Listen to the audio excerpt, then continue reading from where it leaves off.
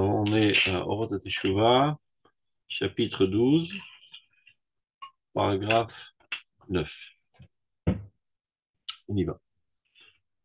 Amoussar, Bekolo Elohi, Ba Letoch Haneshama, Mechaye Kol Olamim Kulam. On en a déjà parlé à plusieurs reprises. La Teshuvah n'est pas quelque chose qui émane de l'homme vers Dieu, mais exactement le contraire. De Dieu vers l'homme. C'est le divin qui revient vers son monde. Donc, en fait, lorsque tu as des pensées de Teshuvah, ce qui s'appelle en hébreu Hirure Teshuvah, ça ne provient pas du plus profond de ton cœur. En fait, tu es à l'écoute de ce mouvement divin qui revient vers l'existence, vers ton existence, et qui suscite en toi d'être drainé par ce mouvement, et donc ça t'amène à des pensées d'amélioration. J'enlève ça, comme ça, on ne va pas être dérangé. Bon,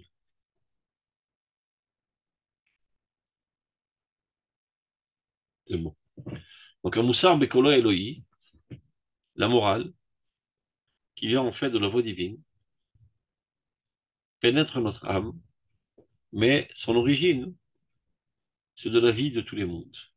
C'est quoi la vie de tous les mondes? On a l'habitude de parler de l'âme de l'individu, voire l'âme du collectif, mais il y a aussi l'âme de l'existence entière, ce qui s'appelle Chei Olamim, qu'on dit dans le Bracha, Baou Chei Olamim, la vitalité ou bien le vivant de tous les mondes. Et c'est de là que provient ces pensées de Hirou et Tshuva, d'amélioration. Et pourquoi c'est comme ça? Il y a Havaya, Iberchlaluta Belo Shupret. L'existence, dans sa globalité totale, elle n'a aucune faute, aucun défaut.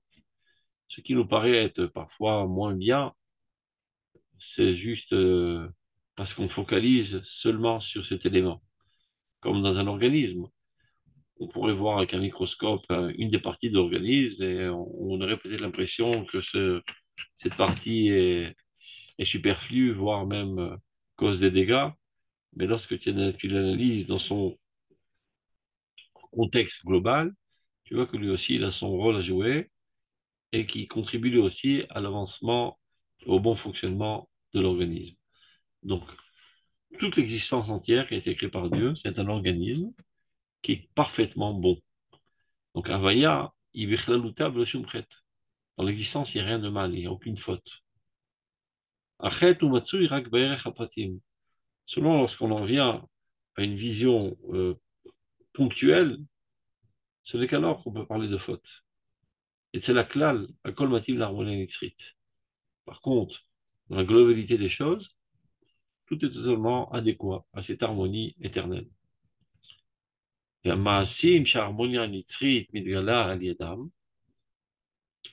Les actions par lesquelles cette harmonie éternelle apparaît, se dévoile, eh bien, ce sont eux les actions pures.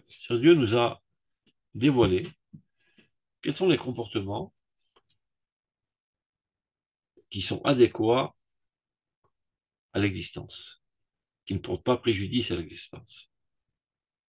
C'est-à-dire certains comportements humains, quand je parle de comportement, ce n'est pas seulement au niveau du corps, c'est même des pensées, des sentiments, des aspirations, qui sont en adéquation totale et qui sont dans la continuité de l'organisme universel, et d'autres qui, au contraire, vont contre ce mouvement. C'est la différence entre les mitzvot et la averot. Et les mitzvot,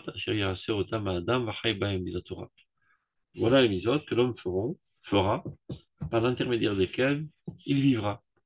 C'est-à-dire la vitalité de tous les mondes, la vie divine, peut pénétrer en toi par une certaine mécanique, qui sont ces comportements qui sont adéquats et qui permet ce flux de te pénétrer. Tout comme dans l'organisme corporel, c'est exactement pareil. Certains comportements qui permettent à la vie d'apparaître dans toute sa vigueur et d'autres qui, au contraire, portent préjudice à la vie la plus élémentaire. Donc, à plus forte raison, la vie essentielle, la vie spirituelle, la vie divine la plus haute qui est en nous, mais elle aussi, elle a des cheminements bien précis. Donc, ces comportements qui sont comptés dans la Torah, que la Torah préconise, en fait, ce sont les comportements qui sont adéquats à l'harmonie globale de l'existence entière et qui permettent à la vitalité de tous les mondes de te pénétrer et de t'amener une vie dans toute sa vigueur. Donc, on reprend depuis le début. Ahavaya, l'existence entière. Ibechlaluta b'shumchet. Il y a en elle aucun défaut. Achet umatsui rak bin apratim. Au niveau des individus, parfois, mais ils dévient de cette harmonie. C'est comme un orchestre philharmonique où tout le monde joue avec toutes sortes de sons différents. Et parfois, il y a quelqu'un qui fait une fausse note. Alors là, ça casse l'oreille. Et c'est la klal, la kol matim l'harmonie nitzrit. C'est au niveau de la collectivité universelle, tout est parfaitement adéquat à cette harmonie éternelle. Les comportements par lesquels cette harmonie éternelle se révèle, et même ce sont eux les actions pures qui apparaissent dans le Shulchan Aruch, etc. Amishulalim kol chet va'avon va'pesha, dans lesquels il y a une négation totale de toute faute. V'chaim ka'ele, shema'asim ka'ele mem efakim, un tel genre de vie dans lequel de telles actions apparaissent, affluent. Zeu adavar she'aneshama doreshet. C'est exactement ce que notre âme réclame. C'est à ça que notre âme aspire constamment. Que notre monde conscient, notre monde du comportement, soit en adéquation totale avec son essence, et elle étant toute divine, donc elle aspire, elle tend vers, elle influe, elle pousse de toutes ses forces pour nous amener à cette situation dans laquelle nous nous comportions que selon cette atmosphère globale d'harmonie au niveau de nos comportements, de nos traits de caractère, de nos aspirations, de nos sentiments, etc. Donc, Zéou Adavar Shaneshama Doreshet, c'est ça ce que notre âme exige constamment de nous.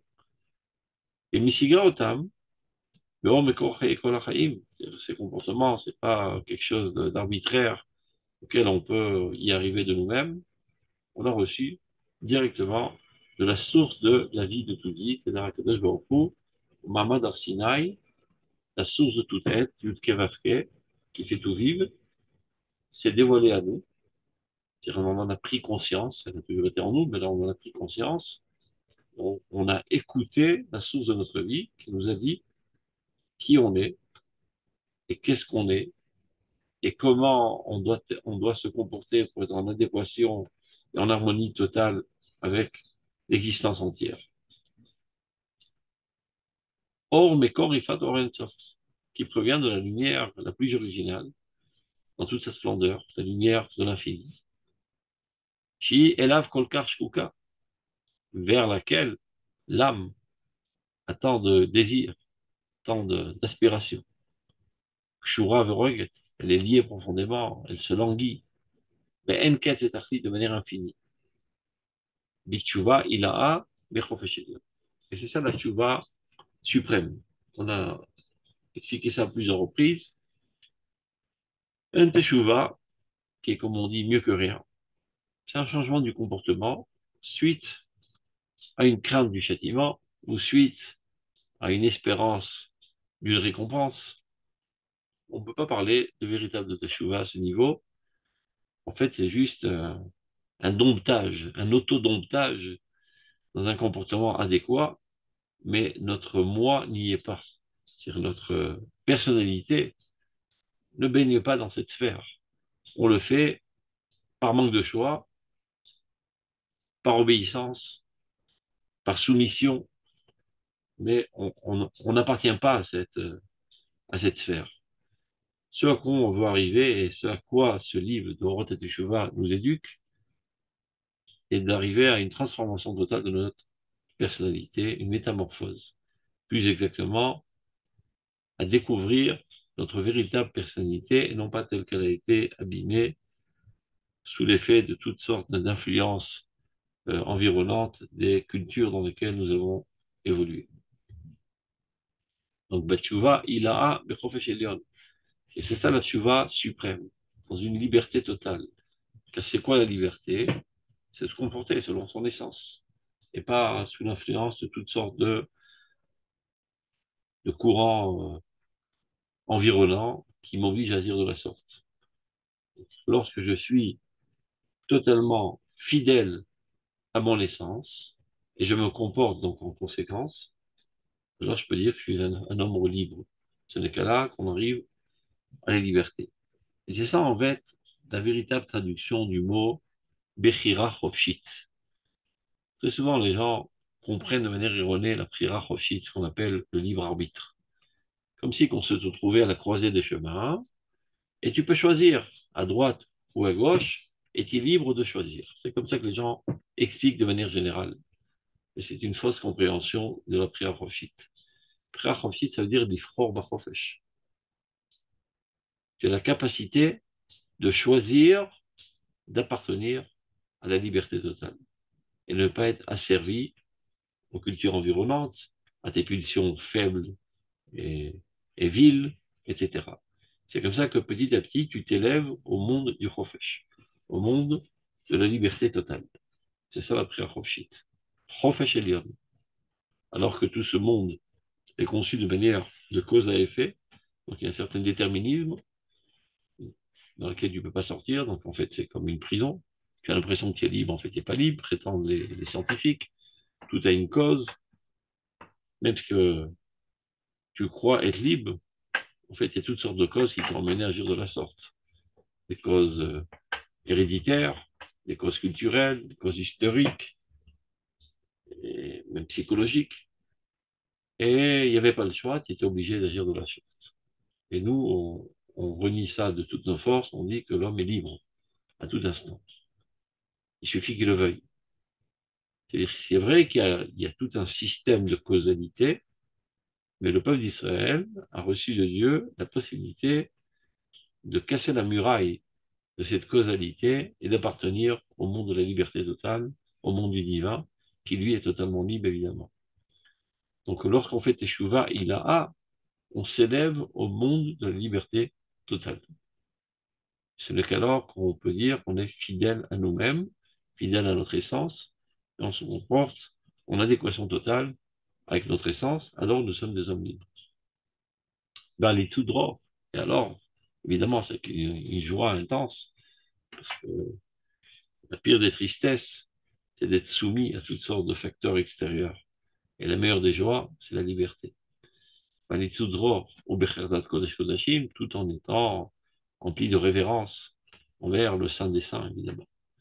Mais la Trochmat Olmer Lanim, c'est une manière de vivre remplie de sagesse éternelle.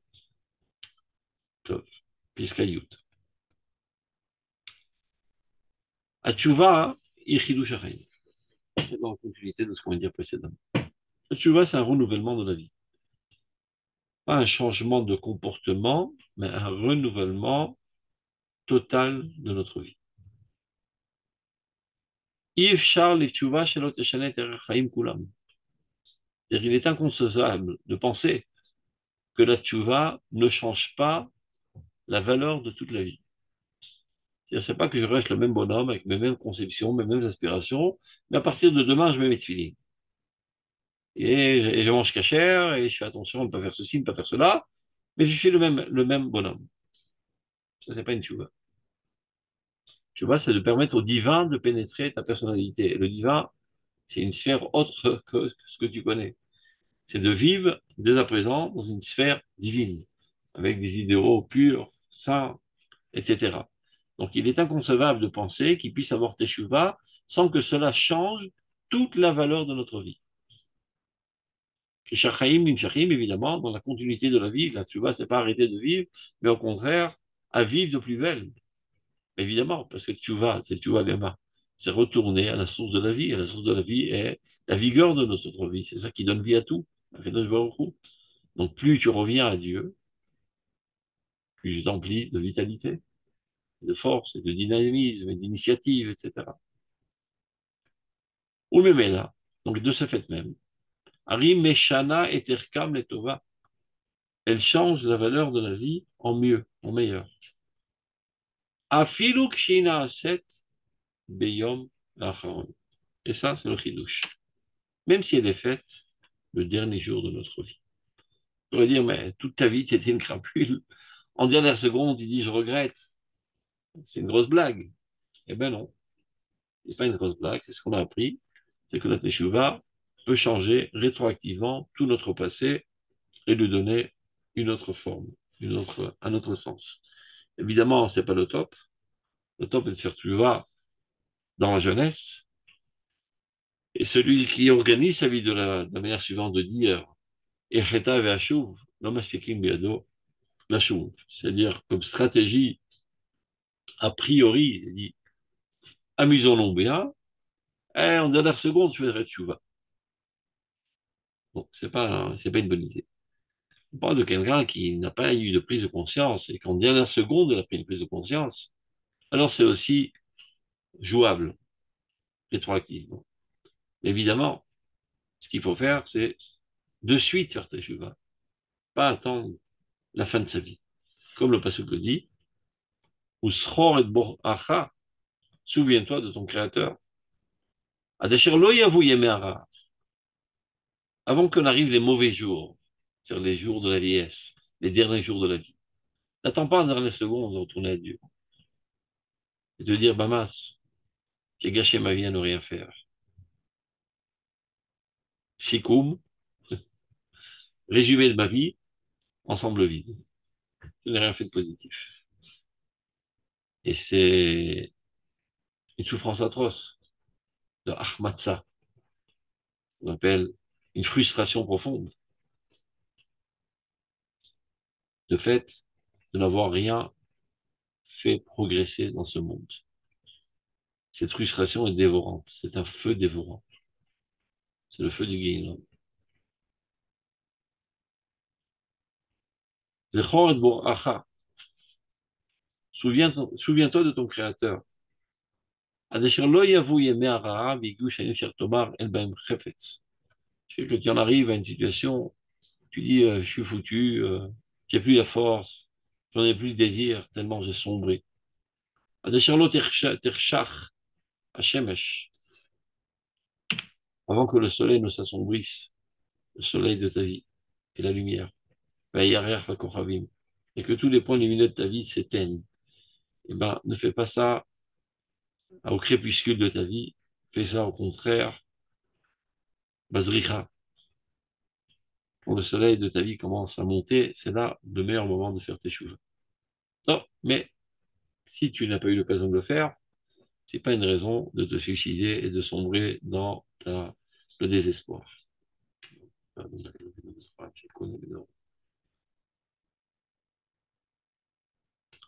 Il y a aussi d'autres consolations qui viennent stimuler l'homme de ne pas sombrer dans le désespoir, même s'il a passé une vie impure, sale et vile, c'est toujours récupérable. Donc, il était à Tanhumim, toutes les autres consolations, Mtavlil, sont des épices, des chazek, des chizouk teshuvah, pour renforcer la teshuva, vasbara terka, et expliquer sa valeur. Et là, on peut tomber dans un extrémisme de consolation, de se consoler toute sa vie, de dire, oh, c'est pas très grave, on s'arrangera en dernière seconde, etc. Et c'est comme ça qu'on sombre dans une banalité totale tout le long de sa vie. On ne se prend jamais en main. On y arrivera un de ces jours, avant de redonner notre âme au divin, on fera tchouva. Ça, c'est des consolations idiotes. C'est ce qu'il dit. Aval, Ashikwa Betochatalchuvim, de se laisser sombrer dans les consolations. Atkede Rishul Shalasdara Terke Chaim Mekudashim, à tel point de délaisser un ordonnement de la vie sain tel qu'on devrait le faire. C'est-à-dire de repousser. Il y a une maladie comme ça, mentale, de toujours repousser à demain ce qu'on peut faire aujourd'hui. À l'occasion, on verra comment on s'arrangera. Continuons. Donc ça, c'est des talchomim idiots, des consolations d'idiots. de Rishul, un délaissement. Shel Asdarat Irkei Chaim Mekudashim. Ad Kedei Tzimiya Biven Metzilot Echet. Tel point que tu sombres totalement dans la boue de l'abîme de la faute. Omer Nitzalti. On se dit, non, c'est pas grave, je m'en sauverai, je m'en sortirai en fin de compte. Métro, boulot, dodo, la même rengaine tous les jours, et tous les jours, je me dis, à l'occasion, je me prendrai en main, et c'est comme ça que, en même temps, le sablier coule petit à petit, et tu te retrouves, au bout du compte, d'avoir rien fait toute ta vie. Omer Nitzalti. Zoti derech hamavet shel avodah zara vatranit. Cette approche est un cheminement de mort qui est celui de l'idolâtrie, qui est vatranite. Vatranite, ça veut dire, pas grave, renoncer aux valeurs, renoncer aux exigences, renoncer aux idéaux, au mérite. Donc là, c'est la Gemara qui cite, contrairement à la Torah qui préconise un comportement précis du point de vue de l'halakha, ben la Vodara dit, bon, c'est pas grave, il faut pas être si minutieux, que le divin n'est pas tellement rancunier si on n'est pas tout à fait exact. Donc elle dit, Aviou la boker zifrechem. La Torah, elle a dit, Lo yelin la boker zifrechem. Il ne faut pas laisser le corban jusqu'au matin. Il dit, c'est pas grave, c'est pas comme ça. C'est avec les points sur les i, le bon Dieu. C'est pas grave, tu peux laisser ça au matin. Oh, les shloshet emim arasarotechem. La Torah, elle a dit, yom echad, les machorat. Pas grave, tu peux traîner ça 3 jours, rien de grave. La Torah, elle a dit, apporter un corban sans chametz.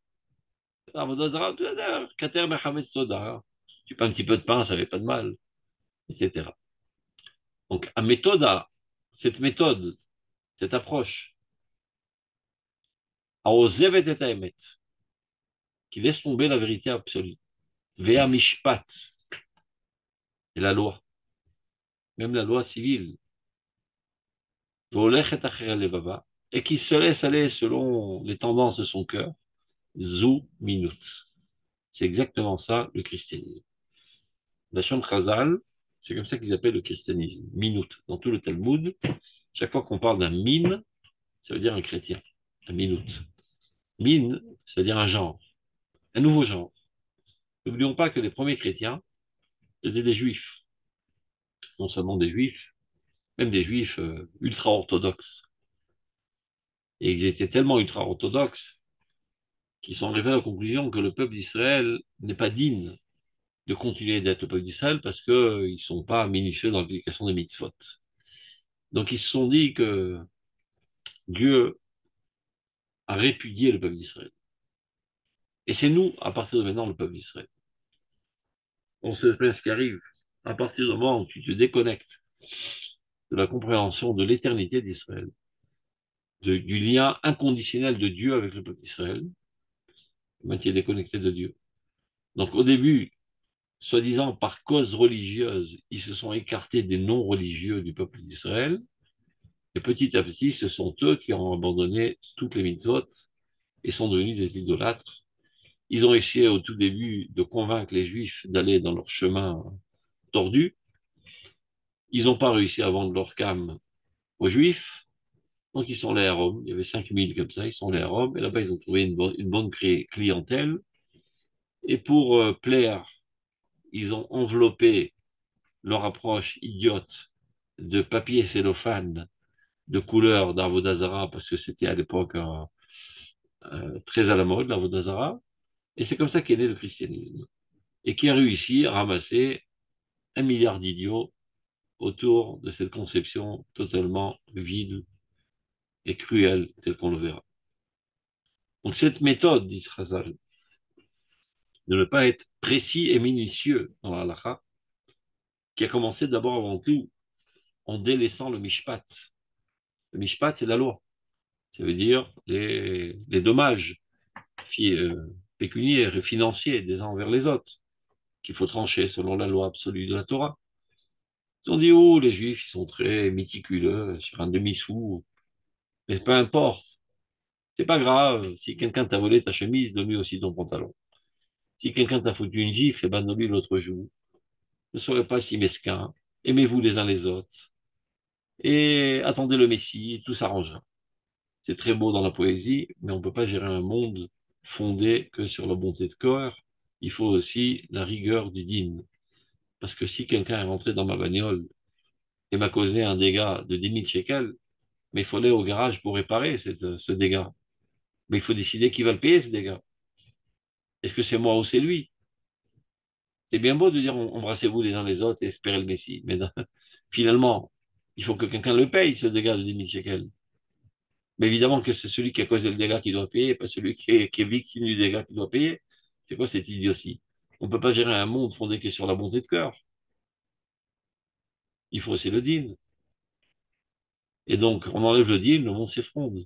Et si on dit que la loi n'appartient pas au divin, ce n'est seulement qu'un arrangement social, et donc la loi tombe aux mains de crapules. Chez nous, la loi, c'est divin. Quand Yitro a vu Moshe travailler nuit et jour, se tenir sur ses pieds nuit et jour pour faire le mishpat, il n'a pas compris ce qui est arrivé, mais je comprends pas. T'as pas que ça à faire de gérer tous les problèmes financiers et pécuniaires entre les juifs. Pas étudier la spiritualité la plus haute au lieu de perdre ton temps dans des idioties pareilles. Ça, c'est une vision goy. Moshe Rabbeinu l'a dit, qui Am Elai Lidrosh et Elohim. Toi, tu penses que c'est un problème de litige interpersonnel? Lorsque les Juifs viennent vers moi pour que je tranche la halakha, c'est en cela qu'ils se rapprochent de Dieu. C'est ça la quête de Dieu. Parce que toute la nouveauté du serait de dire que l'homme ne doit pas s'élever vers le ciel, mais au contraire, faire parachuter le divin dans ce monde, faire apparaître le divin dans ce monde, et faire apparaître le divin dans ce monde, ce qui s'appelle la Mlich et Hashem. Ça veut dire renforcer le royaume de Dieu dans ce monde, la royauté de Dieu dans ce monde. Ça se fait par le biais d'une société qui est gérée selon la morale divine. C'est-à-dire, quand est-ce qu'on peut dire que Dieu règne dans ce monde? Ben, si le monde est géré selon la volonté divine. Sans quoi Dieu ne règne pas dans ce monde. Donc, Ilchot Nezikin, c'est tout un sacré morceau dans le Talmud, tous les babot. Chez nous, eh ben, c'est la partie la plus sainte de la Torah. Parce que tout notre rôle est de faire régner le divin dans la société. Et non pas que l'individu s'élève vers les cieux. Bien au contraire. Que la société vive à la lumière de la justice divine. Donc c'est le plus grand des Kedushot. Et eux, c'était leur Sadine Adam, on dit ça en français, le rideau rouge là, qu'on met devant le taureau. Ils n'ont pas pu supporter que les concepts purs et saints de la divinité se souillent dans des litiges pécuniaires civils. Comment ceci est-il possible? Bon, leur approche était totalement tordue. Et donc, c'est depuis l'époque, même Yitro, il n'a pas compris. Et Moshe l'a bien remis en place. Et voir, mais là, l'hydroche est Elohim. Ve Elohim nitzav ba'adat el. Dieu se tient debout dans le tribunal. Lorsque deux juifs ont un litige qui devrait les intéresser, c'est pas que l'argent finalement arrive dans ma poche et pas dans celle de mon rival. Et que la vérité divine et que la loi divine et que la justice divine apparaissent dans la manière dont le surfait a tranché la chose. Donc, si cet argent doit être dans ma poche, il sera dans ma poche. Et s'il doit être dans la poche de mon rival, ben, il sera dans la poche de mon rival. Et c'est en cela que je suis avec Bachem. C'est ça ce qui doit intéresser les deux personnes qui sont en litige, et à plus forte raison, le juge, qui est Elohim Nitzav Ba'adat El. Chez nous, il y a une importance capitale dans les jugements selon la Torah. Et de là, j'ouvre la parenthèse, il est interdit est fortement interdit d'aller se faire juger dans un tribunal goy slash tribunal chinoni, qui ne juge pas selon la loi de Moshe Rabbeinu. Celui qui va se faire juger dans un tribunal laïque, même dans l'État d'Israël aujourd'hui, qu'il sache qu'il porte atteinte à la Torah de Moshe Rabbeinu et qui méprise et qui dédaigne Akadosh Baruch Hu dans ce monde. Même si tu sais par avance que le verdict va être exactement le même. Tu as pris conseil avec un Dayan, il va te dire voilà, tu vas t'en ressortir avec 500 shekels de pénalité si tu vas au Bétadine. Tu prends conseil avec un avocat qui s'y connaît dans les lois laïques, il va te dire idem, tu devras payer 500 shekels. Et voilà que le tribunal est en bas de ta maison et le Bétadine se trouve à 100 kilomètres. Alors tu dis, mais pourquoi perdre du temps à aller à 100 kilomètres? Je vais faire ça en bas, de toute façon, je m'en ressortirai avec le même verdict. Tu vas chez eux, Mérimia de Torah Moshe Rabbeinu. Parce que tout dépend de l'objectif. La loi des Goïm, elle est fondée en fait sur une aspiration mesquine, de dire, ces biens-là m'appartiennent, celui qui ose y toucher, je lui casse la figure. Donc, mais si chacun va casser la figure à l'autre, ça va être l'anarchie totale. Donc on paye des mercenaires qui sont des casseurs de figures. C'est qui ces mercenaires? Ce sont les juges et les policiers. C'est-à-dire celui qui a osé à toucher à mes biens, on doit le démonter. Non pas par amour de la morale et de la justice, et non pas par une approche éducative, mais tout simplement par une vengeance d'avoir touché, osé toucher à mes biens. Vous pouvez dire, toi, c'est une façon de voir, mais peu importe. De toute façon, celui-là, on l'envoie en prison, celui-là, on l'envoie en prison. C'est pas vrai, parce que ça a des conséquences aussi opératives. Parce que si ce qui m'intéresse, c'est mes biens, et celui qui a osé à toucher mes biens, je dois le punir par vengeance. Je m'en fous pas mal de son avenir. Je le jette en prison, dans une cellule avec des criminels. Et ils lui apprendront une nouvelle manière de vivre, fondée aussi sur le crime et l'assassinat. Alors que jusqu'à présent, ce n'était qu'un voleur. Mais j'en ai que faire. L'essentiel, c'est de neutraliser ce trouble fait. Alors que dans la Torah, ce qui nous intéresse, c'est d'éduquer et d'élever la société. Donc, le fait qu'on punisse, c'est pas par vengeance, mais c'est dans une optique éducative, de dire que cet acte est immoral, que tout le monde le sache.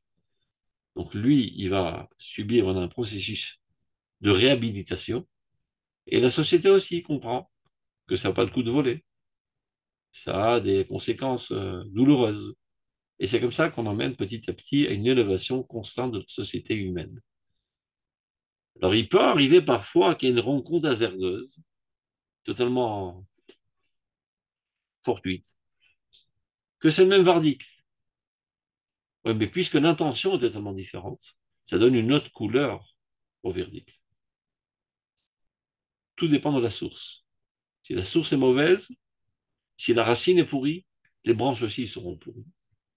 Si la racine est pure, les branches aussi seront pures.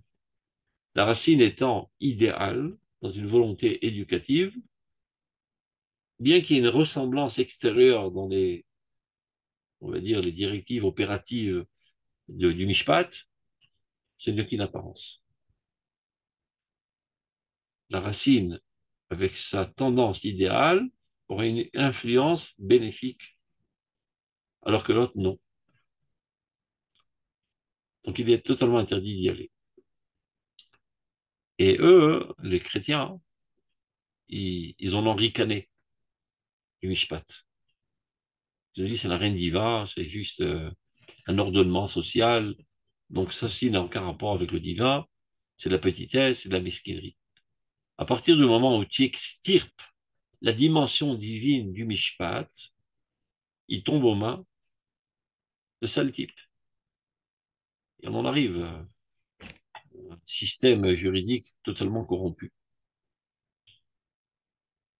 tel qu'on le subit aujourd'hui malheureusement. Et à cela, nous aspirons dans toute notre prière à Shiva Shoftenu Kevarishona Viratsenu Kevatechila. Oh mon Dieu, rétablis la justice selon la justice de la Torah. Et on dit Ser Yagon Vanacha dans le Shemona Esrei. Dans cette bracha, Shiva Shoftenu Kevarishona, Ser Yagon Vanacha. Et écarte de nous tout ce malheur. Parce qu'il n'y a rien de pire qu'une société qui est gérée par un système juridique corrompu. Parce que c'est lui la loi. On ne peut rien faire. On ne peut rien faire contre. C'est lui qui détient la police en main, c'est lui qui détient la loi. Et alors que les gens qui se tiennent à la tête de ce système sont des gens eux-mêmes qui ne recherchent pas spécialement la justice. Ils agissent selon toutes sortes de clalim. Et la plupart du temps, même dans les systèmes juridiques plus bas, ce qu'ils ont peur, c'est qu'il y a un rappel et qui sont après remis en place. Donc, ce qu'ils appellent camoufler l'histoire pour quoi qu'il arrive, que même s'il y a un rappel, je ne serai pas mal vu, mais la justice, c'est pas exactement ce qui est recherché dans ces systèmes. Alors que les vrais Dayanim, il peut arriver que malheureusement aujourd'hui aussi, même dans le Beth Adin, il y a des gens qui sont crapuleux et qui sont corrompus. Les véritables Dayanim, tels que la Torah le voit, sont des gens qui sont profondément ancrés de la justice divine et ils n'endorment pas la nuit s'ils ne sont pas persuadés à 1 000 000% que leur verdict va en correspondance totale avec la vérité divine.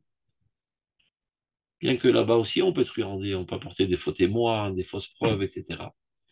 Et c'est arrivé à pas mal de reprises. Je crois que c'était le Ben Ishraï, si je ne me trompe. Une fois, il était Dayan et il y avait un litige entre deux personnes. Et voilà qu'un des côtés a apporté 2 témoins. Et il y a marqué dans le Torah Bishtaim, il dit, mais comme Davar. Ben, on fixe en fonction des 2 témoins. Et il avait une intuition profonde qu'il y avait de l'arnaque dans l'air. Mais il ne peut pas aller contre la Torah, marqué Bishtaim, il dit, mais comme Davar. Top, mais c'est pas parce que lui, il est bien couvert, voilà, j'ai agi selon la loi, qu'il va agir de manière contre sa conscience profonde, qui ressent qu'il y a une injustice. Donc il a dit, on repousse le verdict à demain. Le lendemain, il débarque, les deux rivales, et il dit à son shamash, va m'apporter les deux tables de la loi, on va le faire jurer sur les tables de la loi. Tout d'un coup, le bonhomme est devenu verdâtre, de peur. Non, non, non, non, non, je renonce. J'ai menti hier, donnez-lui l'argent. Mais quand même, Elisha ne va pas mentir, où il a trouvé les tables de la loi. Il y a un livre qui s'appelle Shnei Luchot Abrit, du Shla Kadosh. C'est à ça qu'il a fait allusion. Ah bon, c'est le livre du Shla. Mais lui, il savait très bien qu'il allait faire un Amaretz, qu'il ne savait pas que ce livre existait, et qu'il aurait pensé que véritablement le Ben Ishra apportait l'étape de la loi. Donc il a eu la trouille, il a renoncé, et c'est comme ça qu'il a rendu l'argent. Maintenant, si c'était un juge laïque, il s'en fout pas mal. Bon, moi, j'ai tranché selon le code de la loi, et je suis bien couvert. Un Dayan Amiti, Elohim Nitzav Adatel, il sait bien que Dieu se tient dans le tribunal. Il ne peut pas faire arrondir les angles, dire c'est pas grave, j'agis comme il le faut, etc. Si sa conscience ne lui permet pas, eh ben, il agira selon sa conscience, selon sa crainte de Dieu. Top, je ferme la parenthèse. Donc, cette méthode-là, qui laisse tomber la vérité, est le mishpat. C'est pas par hasard qu'il parle de ça dans le foot, parce que c'était la première bête noire du christianisme, le mishpat. L'otatour achel evafrem, qu'on dit dans Kriyat Shema, ne soyez pas, ne déviez pas selon les tendances de votre cœur, dit Razal, zouminut. C'est Avodazara. Avodazara de la chrétienté. טוב.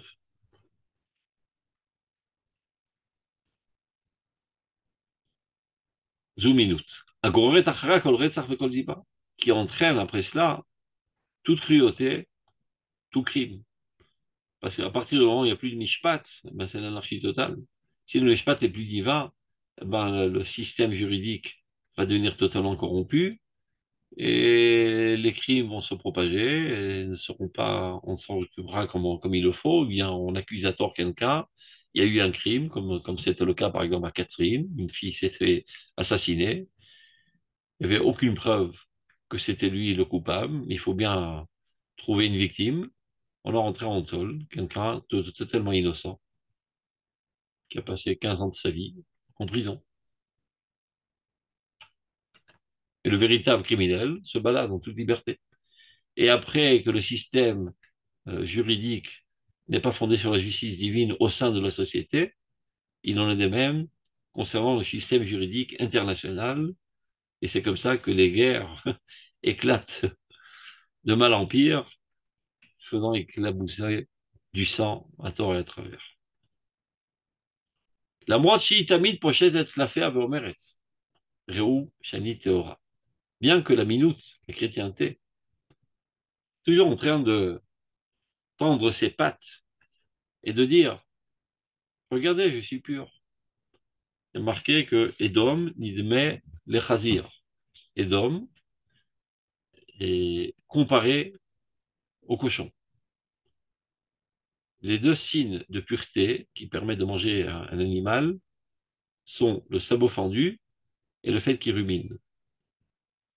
Le cochon a le sabot fendu. Et c'est le seul animal, comme par hasard, que lorsqu'il s'allonge à terre, il ne met pas ses pattes sous son ventre, mais il les met en avant. Pour dire, regardez, je suis pur. Mais il cache le fait qu'il n'est pas ruminant. Ben, c'est exactement la chrétienté, qui met en vitrine des valeurs belles, de chesed, de miséricorde qu'elle a piquées du peuple d'Israël, alors que dans son intériorité, elle est emplie de cruauté. Donc, cette méthode-là, cette chita du christianisme, chitamit pochetet la faire, elle met toujours en avant ses sabots, en disant, regardez, je suis pur. Vimela tanchumim shel hevel, elle est remplie de consolation, de consolation vaine, chez Charlemagne, la dans l'âme, avec lesquels on ne peut pas édifier un monde. Chez le Sheker Shel Roglaim, c'est fondé sur un mensonge qui n'a pas de pied, qui ne tient pas la route. Qui no fait itofna sifte Sarah. Et Chazal la compare à une femme étrangère, pour ne pas dire une prostituée. Ta femme, c'est ta femme, et il y a une autre femme qui essaie de te séduire. Et ben, c'est le christianisme qui essaie de séduire les juifs par son apparence plus attrayante. Les juifs avec leur barbe, avec leur halachot infini, etc. C'est pas tellement agréable. Alors qu'à l'église, c'est joli, et c'est propre, il y a des sculptures, il y a des beaux dessins sur les murs, il y a des belles chansons, oh, alléluia, etc. Donc c'est très agréable extérieurement. Qui n'ofetitofna shiftesa, de la bouche de cette femme étrangère, il y a des parfums. Vechelek mishemen chika et toutes sortes d'huiles de bonne odeur. Mais en fin de compte, Aharita, Marak et Larana, sa fin, c'est un amer comme une plante amère, Vehadda, Kecheref Piot, et tranchante comme une lame à double sens. Donc, elle t'attire au tout début, ben, elle est séduisante, et finalement, elle t'amène à ta mort totale. Chachamim sont très très virulents envers le christianisme. D'ailleurs, jusqu'au point d'en rajouter une bracha dans le Shmona Esrei. On appelle ça le Shmona Esrei parce qu'il y a 18 brachot, mais si vous comptez, il y a en fait 19 brachot. Lorsque le christianisme est apparu sur le podium international, ils ont vu en cela la catastrophe mondiale. Et il fallait s'en occuper. Et il fallait que tous les juifs prient constamment pour que s'effondre cette idéologie puante qui a causé tellement de mal, pas seulement au peuple d'Israël, mais à l'avancement de manière générale de la civilisation humaine à l'arrêt de la science et de toutes les choses positives. L'obscurantisme le plus aigu, c'était le christianisme qui a empêché, qui était aussi en concubinage avec l'oppression des foules à l'époque des rois, etc. Vacharita marak el arna vechadak erafiyot. Alors, quand tu veux analyser une théorie, c'est pas en écoutant les beaux discours, mais c'est en analysant les conséquences de cette théorie, la mise à l'œuvre de cette théorie. Qu'est-ce que ça donne finalement, en fin de compte? Les fruits de cette théorie. Ah ben, on n'a qu'à les voir, les fruits de leur fruit. La pérotte, c'est là. Les fruits de cette conception. La pérotte, c'est la déote, la midot, chez le tam, amitranchi, betamuta. T'as qu'à voir les conceptions et les traits de caractère de tous ceux qui ont été éduqués dans cette culture chrétienne. Et Mehdi, ce sont eux qui témoignent de la véritable essence intérieure de cette théorie. Ça veut dire, avec toute leur volonté et leur astuce de camoufler la crapulerie interne, ça n'a aidé à rien. En fin de compte, toutes les guerres sanglantes les plus terribles ont été faites par les peuples chrétiens dans le monde, qui n'ont cessé de verser le sang par amour de ton âme, pour sauver ton âme. Et leurs meilleures victimes les plus adorées, d'ailleurs, c'était les Juifs. Sur leur passage, toutes les communautés juives ont été assassinées avec la croix elle-même. Donc, lorsqu'on voit les fruits que cela a donné, on comprend quelle est l'essence de cette théorie. La pérote, la dérote, la midote. Les fruits de toutes ces conceptions et des vertus, des non-vertus, des vices, de tous ceux qui ont été éduqués dans cette culture chrétienne, eh ben, ce sont eux qui témoignent de l'essence intérieure de cette théorie, qui est Pochette et la féa, c'est-à-dire elle montre à l'extérieur qu'elle est a priori pure, mais dans son intériorité, elle ne rumine pas, c'est-à-dire qu'elle est totalement impure. Ven kol kocha, alors vous dites, mais comment se fait-il qu'elle a tellement réussi? Si c'est tellement pourri, il n'y a rien de positif, comment se fait-il qu'elle a eu tant d'adeptes? Pas combien il y a, peut-être 2 milliards de chrétiens dans le monde. Comment ceci est possible? Pour que ça puisse attirer, il faut qu'il y ait quelque chose de positif quand même. Mais il explique là. En kol kocha kim benitzotzea gdusha gnuvim shela. Toute sa force provient des étincelles de sainteté volées par elle, mitor otsar Israël achai, du trésor d'Israël vivant. C'est-à-dire, elle s'est accaparée quelques concepts du judaïsme, chesed, rachamim, etc. Et c'est ça qu'elle a mis en vitrine. Et c'est comme ça qu'elle a vendu sa camelote. Et les gens ont été bernés par elle, par ses belles paroles. Et c'est comme ça que petit à petit, ils les ont rejoints. Et ce peu de sainteté a suffi pour séduire et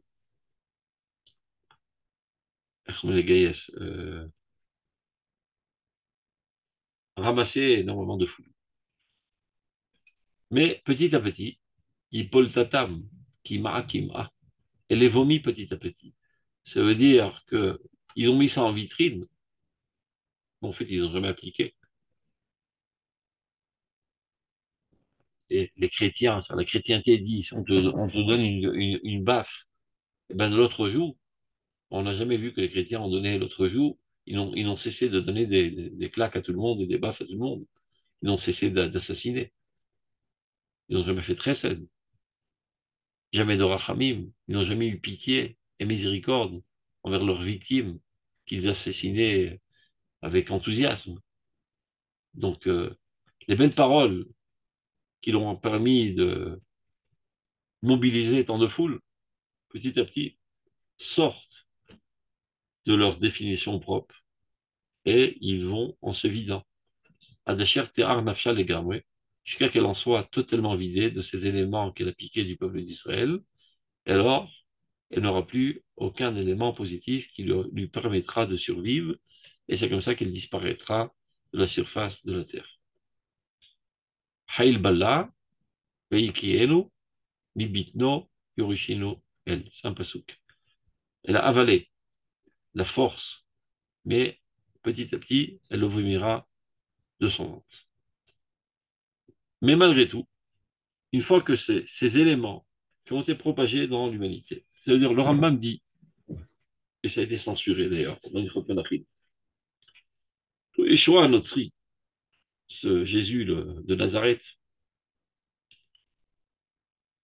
en fin de compte, ça a divulgué le message de la Bible dans toutes les îles les plus lointaines. Et le message euh, d'optimisme du peuple d'Israël. Alors que tous parlaient d'apocalypse, le peuple d'Israël parle de Géoula. Qu'à la fin des temps, l'humanité sera fondée sur la bonté, sur l'arrêt total du système de la guerre, etc., etc., jusqu'à en arriver à Triatamitim, qui est extirper le mal par excellence, qui est la mort. Et bien, ces concepts ont été propagés dans le monde. La Bible a été imprimée en milliards d'exemplaires. C'est vrai qu'elle a été accolée à un torchon de cuisine qui s'appelle le Nouveau Testament, mais avec ce torchon, ils ont reçu aussi l'Ancien Testament. Ils en ont été imprégnés. Donc c'est vrai que le christianisme lui-même, aujourd'hui, est vidé de ses valeurs, mais malgré tout, les valeurs ont été propagées dans le monde, ce qui a réalisé une certaine préparation psychologique à l'humanité et qui les a un petit peu élevés, de manière qu'aujourd'hui, l'humanité est apte à recevoir le message d'Israël. C'est-à-dire que lorsqu'ils découvriront qu'en fait ces valeurs, leur source provient du peuple d'Israël, et lorsqu'elles sont intégrées dans la globalité harmonique de la Torah, ils ont une dimension totalement autre que toute l'approche hypocrite du christianisme, ils accourront vers ces valeurs. Donc, Ve'az, ce qu'il explique, en fin de compte, Yeshamesh Anitzotz, cette étincelle, ces étincelles qui ont été piquées du peuple d'Israël, à Kadosh, chez Nivla, Kolkar Bagoyim, qui a été tellement intégré parmi les Goyim, Kichli El Chefet, qui au début était quelque chose qui n'en voulait pas, parce que c'est la morale, et c'est dur, et l'âme barbare des peuples a du mal à écouter la morale, parce que ça l'empêche de s'exprimer en toute liberté, ce qui est en fait la cause essentielle de l'antisémitisme. Il y a des tonnes de livres qui ont été écrits pour essayer de comprendre quelle est la cause ancestrale et qui continue d'être jusqu'à aujourd'hui de l'antisémitisme.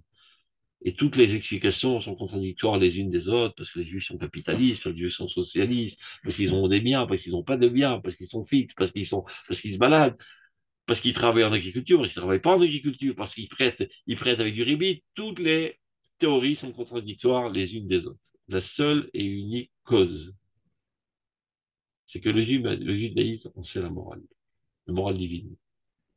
Et l'âme barbare, pour l'instant, de l'humanité n'est pas à la hauteur d'écouter ce message qui vient contrer leur tendance barbare et les rentrer dans une certaine culpabilisation. Et donc, ça fait mal. Et donc, on haït celui qui crée ce mal, le peuple d'Israël. C'est en fait une haine de Dieu, une haine de la morale divine, qui empêche euh, l'âme sauvage et barbare de s'exprimer en toute liberté selon ses pulsions les plus viles. Mais en fin de compte, n'oublions pas qu'au plus profond de l'être humain, je ne parle pas au niveau de la conscience, dans son être le plus profond, c'est Tselem Elohim. Il a été créé à l'image de Dieu. C'est-à-dire que la vie de l'humain, elle est divine. Donc elle aspire au divin. C'est vrai qu'il y a une clipa, une écorce très très épaisse de sa conscience qui est totalement vide et qui, elle, n'aime pas écouter le message de la morale.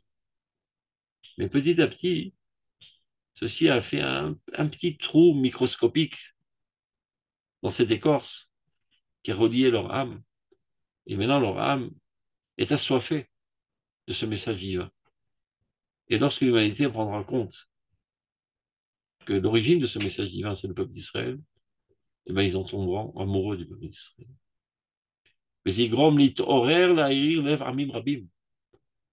Ces petites étincelles qui ont été propagées par le christianisme, qui ont tellement été repoussées au début, amèneront à un éveil du cœur de nombreux peuples.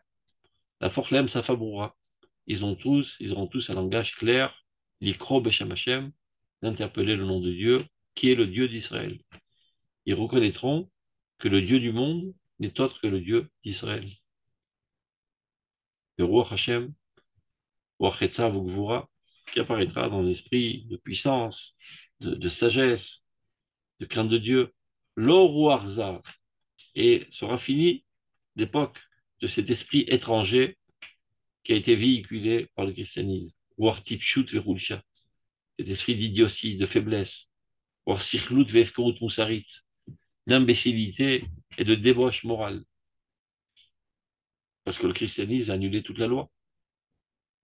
Il dit plus besoin de loi. La loi, c'est la faute. Il n'y a plus de loi et plus de faute. Donc tout est permis. Il suffit de dire credos, je crois en Jésus, hop, tu t'envoles de suite au paradis. Et donc c'est comme ça que ils ont amené à la débauche totale de l'humanité. Ils ont annulé le message moral du peuple d'Israël et ils ont eu un impact universel. Donc tout cet esprit idiot de débauche morale, tout ça disparaîtra.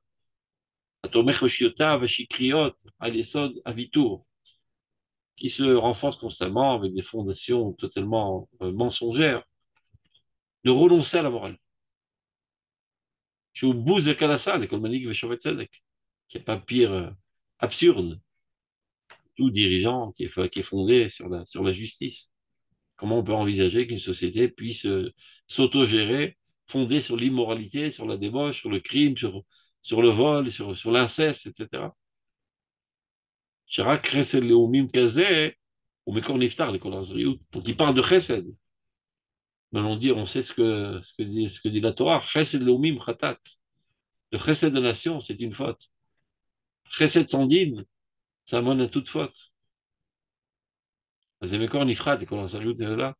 Et ceci est une source à toute cruauté. Il y a un livre très important que je vous conseille de lire, qui a été écrit par Avraham Livni, qui s'appelle Le retour d'Israël à l'espérance du monde. Avraham Livni était un bon chrétien qui avait l'âge de 20 ans le lendemain de la guerre mondiale, la Seconde Guerre mondiale.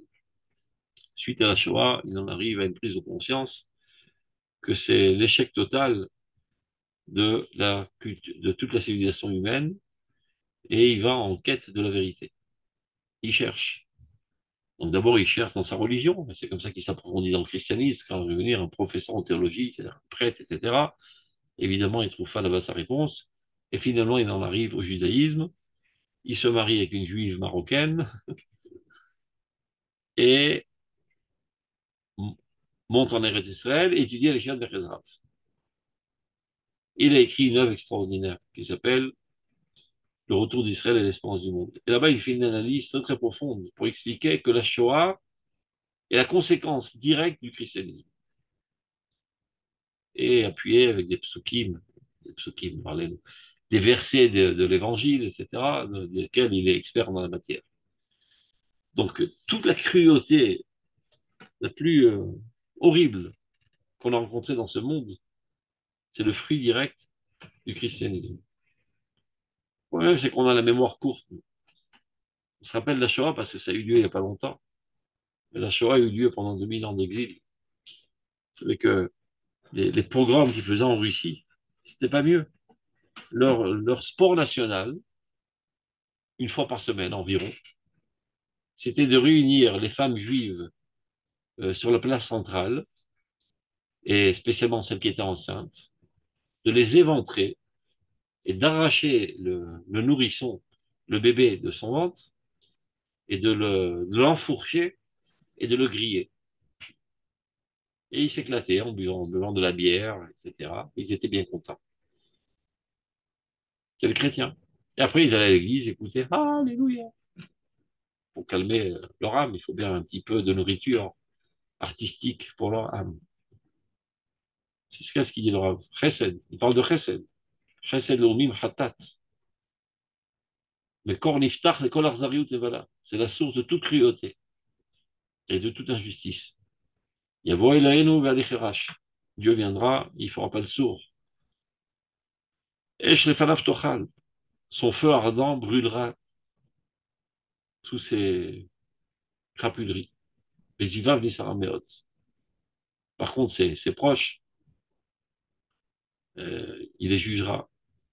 Dieu, il juge les proches, à plus forte raison les crapules. Il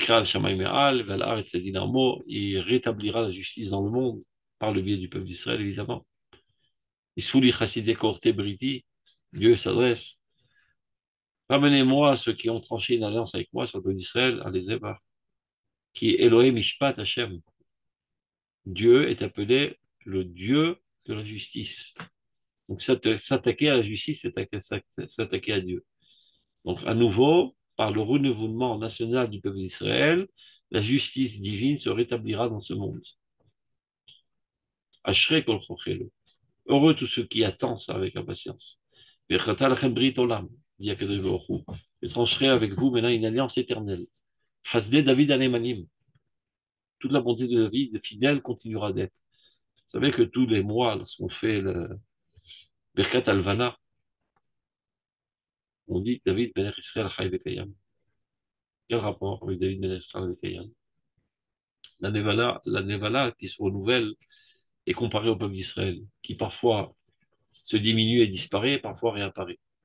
Donc on a parfois la lune disparaît, on dit elle est morte la lune. Le royaume d'Israël est tombé, c'est fini, il est mort. David d'Israël avec Hayam, on est toujours vivant. Donc on est opprimé, on est assassiné, à Auschwitz, etc. On est toujours là et on reviendra de plus belle.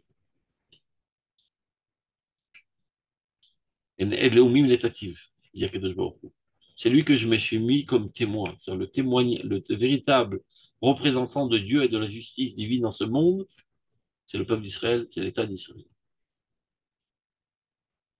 La guide ou Metzavé Lomim, et c'est lui qui va ordonner aux nations comment se comporter. On est en bonne route.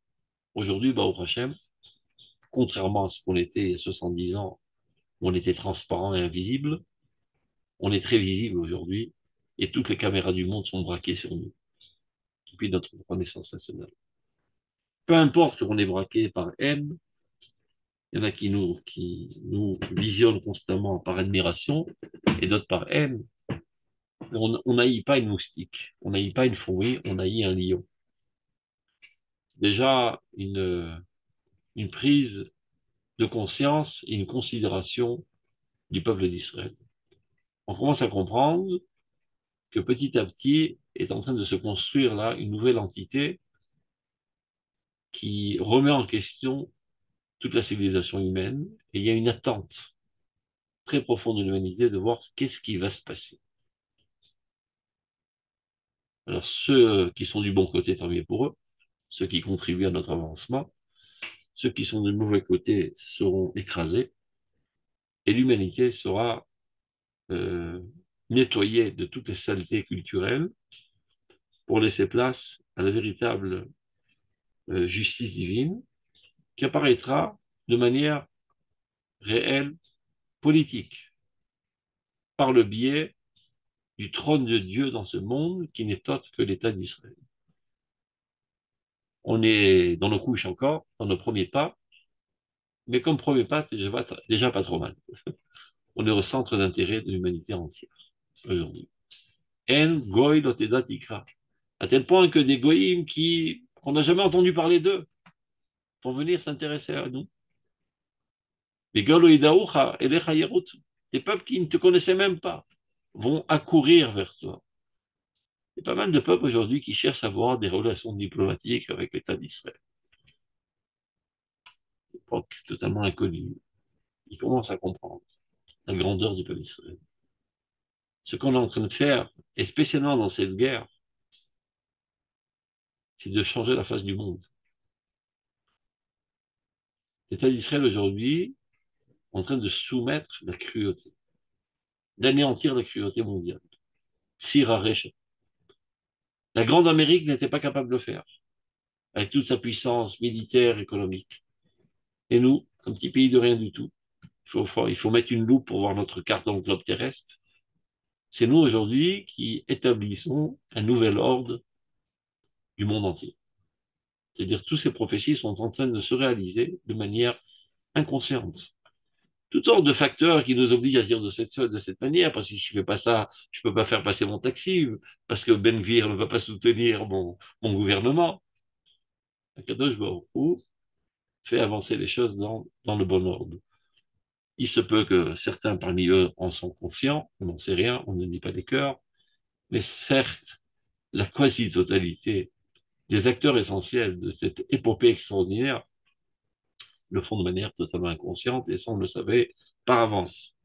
Mashiach ba be'esach hadat, c'est marqué. Le Messie vient de manière totalement inconsciente. Les choses se font. Dieu nous pousse à les faire, parfois par manque de choix, toutes sortes de facteurs, positifs ou négatifs, qui nous presque obligent à agir de cette manière pour survivre. Mais notre guerre de survie est en fait la guerre de la morale, la guerre du rétablissement de la morale divine dans ce monde. Les goïms desquels tu n'avais jamais entendu parler vont accourir vers vous pour se lier à vous. Et tout ça, c'est pour Dieu. L'Igdosh Israël, le Saint d'Israël, qui paiera, car Dieu voit en toi quelque chose de vraiment louable et extraordinaire. Tov, Shabbat Shalom Mevorach. Merci d'avoir visionné cette vidéo. Je vous invite à vous abonner à notre chaîne InMode pour plus de replays, de conférences, de cours, d'interviews. Cliquez sur le bouton juste ici et vous êtes abonné à l'InMode. À très bientôt.